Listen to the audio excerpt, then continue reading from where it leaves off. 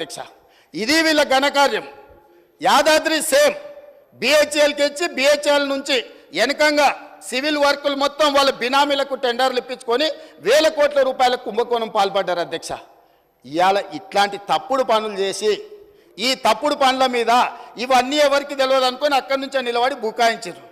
బుకాయిస్తే నేను లేచాయా, మరి మీరు ఇంత నిజాయితీ పరులు కదా, సత్యహరిచంద్రుని సొంత తమ్ముళ్ళు కదా, మీకు ఒక మంచి అవకాశం ఇచ్చినాం, నిరూపించుకోండి, మీకంటే ఇంతకంటే మంచి అవకాశం ఏముంటుంది, మీరు నిరూపించుకోండి అని విచారణకు ఆదేశించిన అధ్యక్ష. వారి కోరిక మేరకు ఆదేశించిన.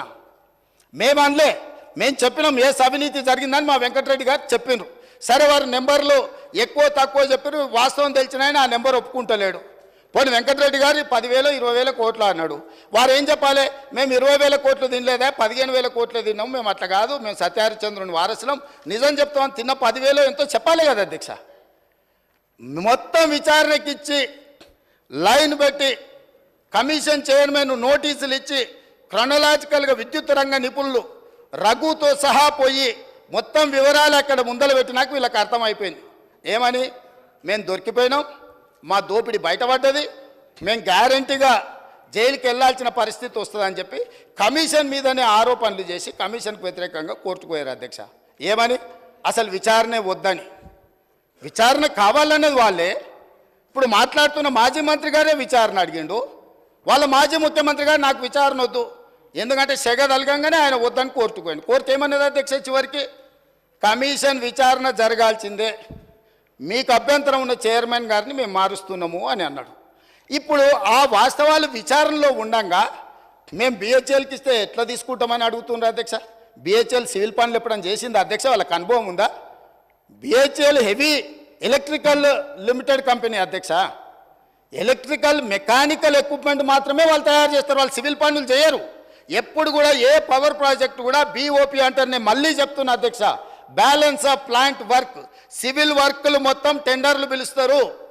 వీళ్ళ తెలివితేటలంతా ఇక్కడనే ప్రదర్శించారు అధ్యక్ష. మొత్తం గంపగుత్తగా బిహెచ్ఎల్కి ఇచ్చారు, బిహెచ్ఎల్ నుంచి మళ్ళీ టెండర్లు పిలిచేసి యాజ్ ఇట్ ఈజ్ ఎస్టిమేటెడ్ రేట్లతోని 18% లెస్సులో కాంపిటీషన్ చేసిన బిహెచ్ఎల్కు అంచనా రేట్లకు ఇచ్చారు. ఇవాళ 40,000 కోట్లు అయింది అధ్యక్ష. 40,000 కోట్ల మీద 18% అంటే ఎంత పోయినట్టు అధ్యక్ష?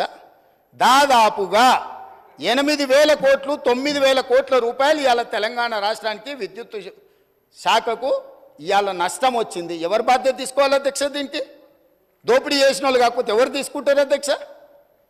ఇవాళ తెలంగాణకు చీకట్లు లేవు అంటే ఆనాడు సోనియా గాంధీ గారు, మన్మోహన్ సింగ్ గారు మనకు 53.46% ఇచ్చిండ్రు.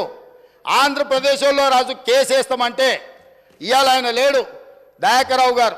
నేను దయాకర్రావు గారు వెళ్ళి ఆ రోజు చంద్రబాబు నాయుడు గారికి, మీరు ఒకవేళ తెలంగాణకు అదనంగా ఇచ్చిన విద్యుత్తు మీద మీరు కోర్టులో కేసేసి తెలంగాణకి ఏదైనా నష్టం జరిగితే ఇది తీవ్రంగా పార్టీకి నష్టం జరుగుతుంది, మీరు కేసు వేయడానికి వీల్లేదు అని చెప్పి ఆనాడు మేము అందరం కలిసిపోయి ఆంధ్రప్రదేశ్ ముఖ్యమంత్రిని మీరు కేసు వేయడానికే వీల్లేదని కొట్లాడి ఆపించింది మేము అధ్యక్ష. ఆయన ఏందో ఆయన గురువు, ఈయన గురువు, ఆయన గురువులకు పంగనామాలు పెట్టే లక్షణం మీది. మేము ఎప్పుడు కూడా ఎవరితోనైనా తెలంగాణలో ఏంది అధ్యక్ష, ధూపం మీద వస్తే ఎవరన్నా గిలాసని మంచినీళ్ళు ఇస్తే కూడా వాళ్ళని గుర్తుపెట్టుకుంటాం అధ్యక్ష. మనము 10 ఏళ్ళలో 20 ఏళ్ళలో కలిసి పనిచేస్తే సహచరులుగా ఉన్న మన వాళ్ళని మనం అగౌరవపరచాలని ఎక్కడన్నా ఉందా అధ్యక్ష?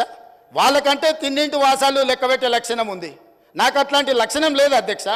నేను మిత్రులను మిత్రులాగానే చూస్తా, సహచరులను సహచరులలాగా చూస్తా. పెద్దవాళ్ళని గౌరవించే సంస్కారం మా తల్లిదండ్రులు మాకు నేర్పినరు. మీలాగా ఎవరు అవకాశాలు ఇస్తే ఏ ఇంట్లో మీకు భోజనం పెడితే ఆ ఇంటి వాసాలే లెక్క పెట్టి ఆ ఇంటికే నిప్పు పెట్టే ఆలోచన మీకుంటుంది అధ్యక్ష. అది మీ లక్షణం, మీ బ్లడ్లు ఉంది, మీ డిఎన్ఏనే అది. ఎవరు నమ్మితే వాళ్ళను మోసం చేసే లక్షణం ఇది. కాబట్టి మళ్ళొక్కసారి ఏదైనా మీరు అంశాల ప్రాతిపదికన మాట్లాడుండ్రి, వివరాల మీద ఈరోజు సగం రాత్రి కానీ చర్చిద్దాం. అన్ని రికార్డులు తీసుకొని వస్తా అధ్యక్ష. నేను మొత్తం రికార్డులు సభలో పెడదాం. తప్పు విలువ పట్టించే విధంగా, తప్పుడు ఆరోపణలు చేసే విధంగా మాట్లాడితే ఎవరు చూసుకుంటూ ఊరుకోరు. మీ వాదన ఏందో కమిషన్ ముందలు చెప్పండి. ఇవాళ సాయంత్రానికల్లా కోరుకున్నారు కదా మీ నిజాయితీ, ఇవాళ సాయంత్రానికల్లా మీకు కమిషన్ చైర్మన్ నియమిస్తాం. మా ఉప ముఖ్యమంత్రి గారి అనుమతితో సాయంత్రానికంతా కొత్త చైర్మన్ కూడా అపాయింట్ చేపిస్తా అధ్యక్ష. నిన్న మన అసెంబ్లీ సమావేశాలలో ఉండి నిర్ణయం తీసుకోలేదు, ఎట్లాగో వారు గుర్తు చేసారు. విచారణకు కొత్త చైర్మన్ నియమిస్తా అధ్యక్ష.